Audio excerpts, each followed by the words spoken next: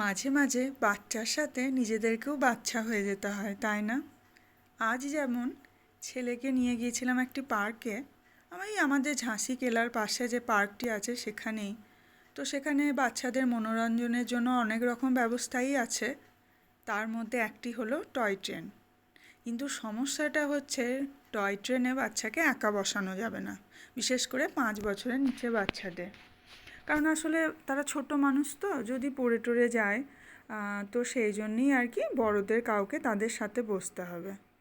এবার অগত্যা কিছু করার তো নেই, তাই ছেলের সাথে আমাকেই বসতে হলো। মন্দ যে লাগলো তা না, ভালোই লাগলো টয় ট্রেনে ছেলের সাথে, ছেলের পাশে বসে ঘুরতে বেশ লাগলো।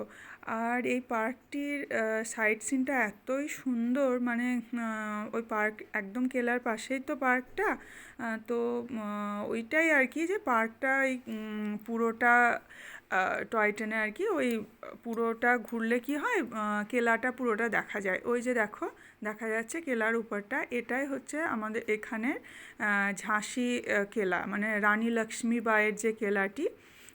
তো ওই ওই ওই কেলার পাশেই একদম এই পার্কটি। তো বেশ ভালোই লাগলো, টাইমটা বেশ ভালোই কাটলো ছেলের সাথে বসে টয় ট্রেনে করে ঘুরছিলাম। আমাদের ছোটোবেলাতে অবশ্য এসব ব্যবস্থা ছিল না, কিন্তু এখন মেলাতে বা এরকম বড় পার্কে এই ব্যবস্থাগুলো থাকে। একদিকে ভালোই বাচ্চাদের জন্য, বাচ্চাদের বেশ মনোরঞ্জন হয়। এই দেখো স্টেশনে পৌঁছে গেছি, এটাই হচ্ছে এখানকার টয় ট্রেনের স্টপ। 2 রাউন্ড করে দিচ্ছিল। তো বেশ সুন্দর কাটলো সময়টা।